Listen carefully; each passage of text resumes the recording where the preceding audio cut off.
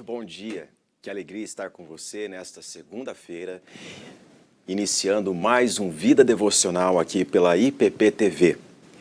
Hoje nós vamos meditar num texto bíblico conhecidíssimo, um salmo de louvor à grandeza de Deus. Eu convido você a tomar a sua Bíblia e acompanhar comigo a leitura desse texto e também compartilhar deste link com seus familiares e amigos para que eles também ouçam e assistam uma reflexão bíblica que com certeza fará toda a diferença no seu dia, na sua semana e, o mais importante, por toda a vida. Afinal de contas, a palavra de Deus, ela é poderosa. A palavra de Deus, ela é viva, ela é eficaz e ela penetra as regiões mais profundas do nosso ser. Hoje nós vamos meditar no livro dos Salmos, no capítulo de número 8. E eu convido você a acompanhar a leitura deste texto bíblico maravilhoso, que diz-nos o seguinte: Ó Senhor, Senhor nosso, quão magnífico em toda a terra é o teu nome. Pois expuseste nos céus a tua majestade. Da boca de pequeninos e crianças de peito suscitaste força, por causa dos teus adversários, para fazeres emudecer o inimigo e o vingador. Quando contemplo os teus céus, obra dos teus dedos, e a lua e as estrelas que estabeleceste, que é o homem que dele te lembres? E o filho do homem que o visites? Fizeste-o, no entanto, por um pouco menor do que Deus, e de glória e de honra o coroaste. Deste-lhe domínio sobre as obras da tua mão, e sob seus pés tudo lhe puseste, ovelhas e bois, todos e também os animais do campo, as aves do céu e os peixes do mar, e tudo o que percorre as sendas dos mares. Ó Senhor, Senhor nosso, quão magnífico em toda a terra é o teu nome. Eu começo a nossa meditação no nosso programa Vida Devocional desta manhã fazendo uma pergunta muito importante. Você consegue responder onde a sua visão, onde a sua direção tem apontado mais a sua atenção? Qual é a direção que os seus olhos têm percorrido nesta vida? Você tem olhado mais para as coisas terrenas ou para as coisas celestiais? Sabe, há uma grande diferença entre aquelas pessoas que veem somente aquilo que está neste plano horizontal e aquelas pessoas que contemplam as coisas maravilhosas de Deus pela fé. Porque um crente de joelhos que contempla a majestade de Deus e a beleza de Deus, da sua criação, esta pessoa, ela enxerga mais longe que qualquer intelectual, qualquer filósofo em pé. Esse texto bíblico, ele nos diz muito sobre o olhar do crente. Muitas pessoas que ainda vivem em regiões desérticas no mundo, onde não há a menor possibilidade de um sinal eletrônico, tal como um GPS, ou então de um aparelho celular funcionar devidamente, elas têm uma única solução para trafegar longas distâncias e se endereçar nessas regiões desérticas. Elas olham para cima, elas conhecem mais da disposição dos astros e da constelação, os desenhos que os astros formam, e elas se orientam pelo céu para trafegar aqui na terra. Assim também deve ser a vida do crente. Neste mundo inóspito de perigos e de grandes desafios, nós precisamos nos referenciar mais por aquilo que está nas alturas, no que diz respeito à presença de Deus, à majestade de Deus, do que aquilo que nossos olhos contemplam aqui embaixo. Porque a nossa visão ela é parca, ela é exígua, mas quando de coração nós somos dirigidos pelo Espírito Santo e nós temos uma visão fiel, somos fiéis em olhar para a majestade de Deus, nós andamos muito bem aqui neste mundo. Nós não somos presas fáceis das ilusões. nós não nos tornamos pessoas que se entregam facilmente às ofertas da vida e aos enganos. Nós somos as pessoas mais realistas quando contemplamos a majestade de Deus e a criação de Deus. Na igreja primitiva havia o hábito da contemplação. O que era isso? As pessoas elas se retiravam de lugares urbanos muitas vezes e se dedicavam a momentos, e até mesmo pessoas dedicavam uma vida toda para a prática da oração e do silêncio. Isso, com o tempo, foi tornando algo com contornos, e até mesmo o paganismo, quando entrou na igreja cristã, miscuiu isso com outras coisas que nós precisamos tomar cuidado. Mas lá no princípio, com os pais da igreja, aqueles homens sérios, nós aprendemos muito. Porque aquelas pessoas elas eram procuradas por outros que viviam em grandes centros urbanos, nos desafios da vida, nas vicissitudes, elas iam ter com estes homens para buscar orientação, porque eles viviam meditando na palavra, orando e contemplando a obra de Deus. Esse Salmo de número 8, ele nos ensina isso. Ele diz, ó Senhor, Senhor nosso.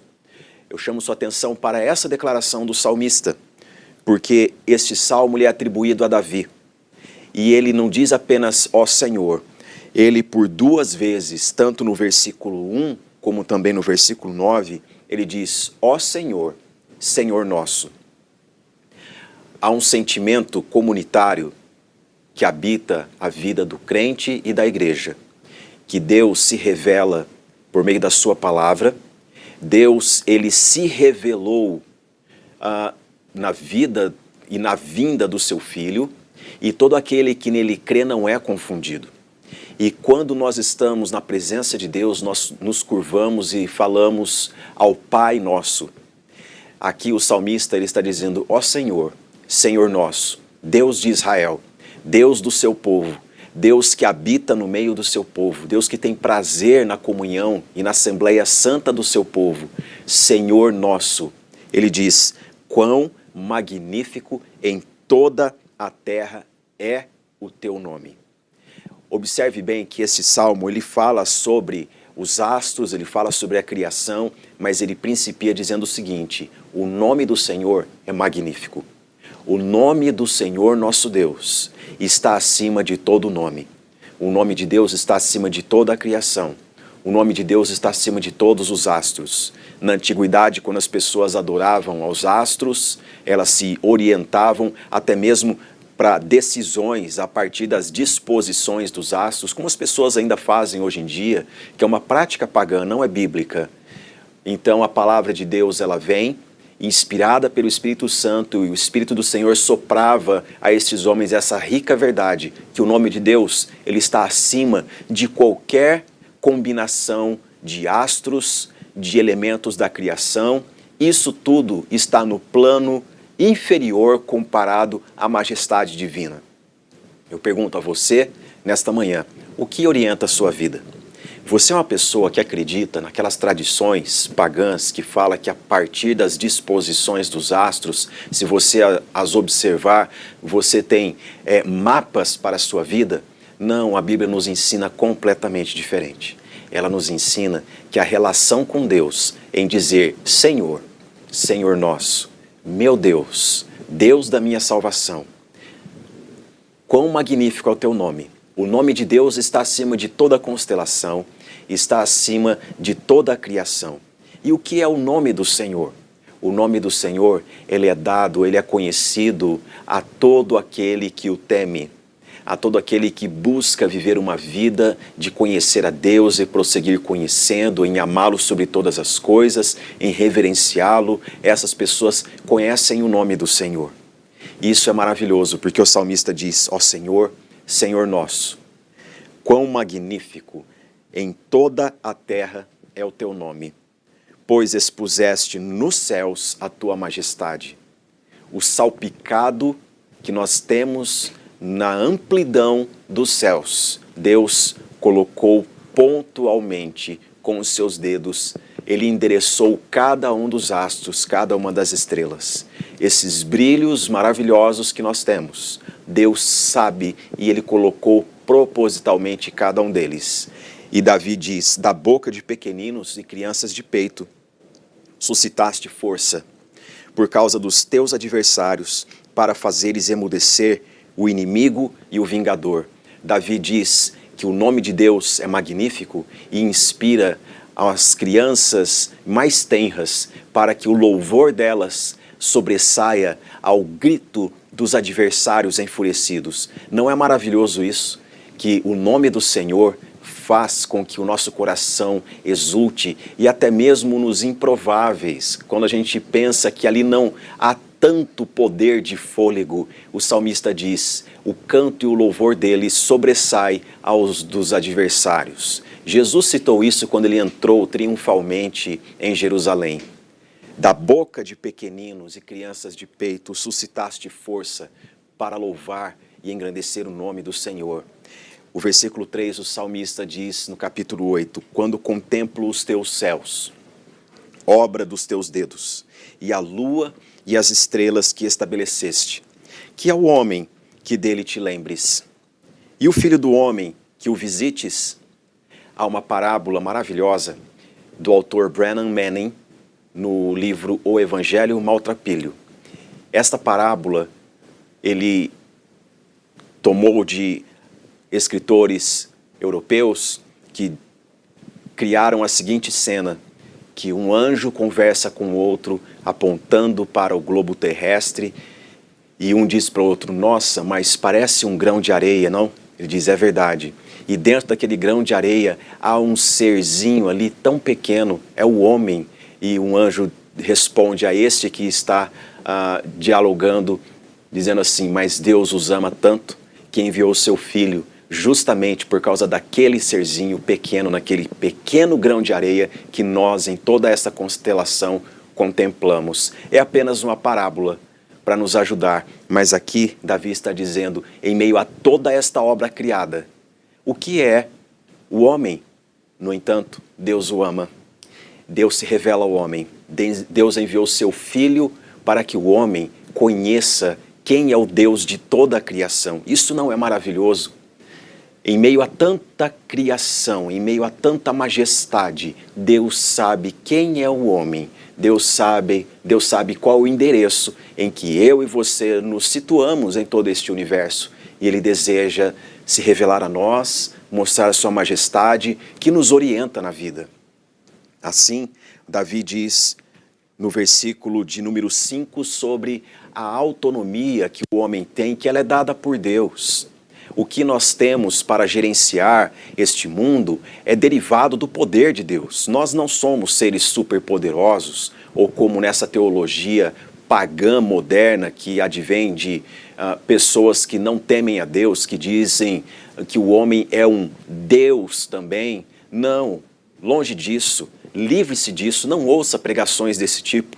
A palavra do Senhor nos ensina que o Senhor, somente Ele é magnífico e Deus não compartilha da sua glória com ninguém. O Senhor, Ele dá para nós a mordomia, ou seja, responsabilidade local, mas nós não somos deuses, não somos senhores do nosso destino, não somos senhores do juízo. A Bíblia nos ensina isso, nós dependemos de Deus em tudo e a nossa alegria está justamente nisso, em depender de Deus. O salmista diz, fizeste-o, no entanto, por um pouco menor do que Deus, e de glória e de honra o coroaste. Deste-lhe domínio sobre as obras da tua mão, e sob seus pés tudo lhe puseste. 2 pontos. Ele explica, ovelhas e bois, todos, e também os animais do campo, as aves do céu e os peixes do mar, e tudo que percorre as sendas dos mares. As descobertas que qualquer pessoa fizer da natureza, agora, na nossa modernidade, nada mais são do que elementos que Deus está revelando da sua majestade e dizendo ao homem, eu criei e eu pus tudo isso diante dos seus olhos para que você olhe para mim. Ao invés de nós nos ufanarmos e nos envaidecermos nas nossas prerrogativas e nossos pressupostos de descobertas e cientificismo, a Bíblia nos ensina o seguinte: Deus coloca tudo isso diante dos nossos olhos, não para que nós nos envaideçamos, mas para que nós olhemos mais para Deus e glorifiquemos o seu santo nome. O líquen que nasceu nessa madrugada, na chuva e na umidade, foi Deus quem colocou ali. O inseto mais insignificante aos nossos olhos não é. Deus em sua majestade o criou. O astro maior que o sol, que pode trazer assombro para nós, asteroides que estão trafegando nesse espaço todo, Deus sabe todos os caminhos. Deus em sua majestade detém poder sobre todas as coisas. E o homem descobre isso não para o pavor. Isso não deve ser notícia pavorosa no mundo. Pelo contrário, quando você ouvir coisas de astros, de descobertas, de maravilhas da natureza, saiba o seguinte: Deus criou, Deus governa sobre tudo e o que acontece está sob domínio de Deus. Essa é a visão do crente. Um crente de joelhos, ele enxerga muito mais longe que qualquer pessoa, intelectual, filósofa, seja quem for, na ponta dos seus pés, nos seus estudos e com todas as prerrogativas acadêmicas. Aqui o Salmo 8 é um hino de louvor à majestade de Deus. E como que se louva a majestade de Deus? Dessa forma como Davi começa e ele termina dizendo: ó Senhor, Senhor nosso. Eu pergunto a você nesta manhã, Deus é o teu Senhor? Quando você diz Pai nosso que estás nos céus, você diz isso porque de fato você faz parte da família de Deus, Ele é seu Pai, ou porque você decorou uma oração? A oração modelo que o nosso bendito Senhor Jesus nos ensinou. Ela não é uma reza, não são palavras mágicas, não. Ali existem princípios de relacionamento com Deus. Somente Jesus nos leva a orar. E aqui, esse texto do Salmo 8, o significado dele, o que nós extraímos dele para a nossa vida, só faz sentido através de Cristo Jesus. Porque somente através de Jesus nós temos condições de conhecer o nome do Senhor, a majestade do Senhor nosso Deus. Saber que o Salmo 8 está apontando não para o homem natural, mas dizendo a respeito do homem por excelência, que é o Filho de Deus que veio em resgate de todos nós. O Salmo 8, ele é um salmo messiânico, ele aponta para Jesus. Nós precisamos, nesses dias em que as pessoas estão tão desconfiadas das informações, elas estão tão desesperadas deste mundo, quando elas olham nos horizontes, elas não têm direção em quem acreditar, para que lado ir, o que fazer, que medicação eu tomo, essa é válida, não é válida, quando que vai terminar a pandemia, quando... Nós precisamos olhar para cima.